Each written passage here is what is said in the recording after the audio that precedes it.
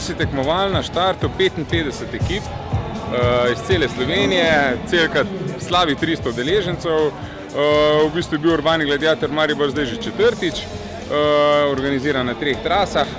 krajša v dolžini 8 km in srednja 11, za tiste najbolj pripravljene pa seveda pro trasa 15 plus kilometrov, ki je v bistvu razkazala Maribor, ožje, širšo okolico, vse najbolj zanimive turistične točke in štart na ciljno prizorišče na Grajskem trgu.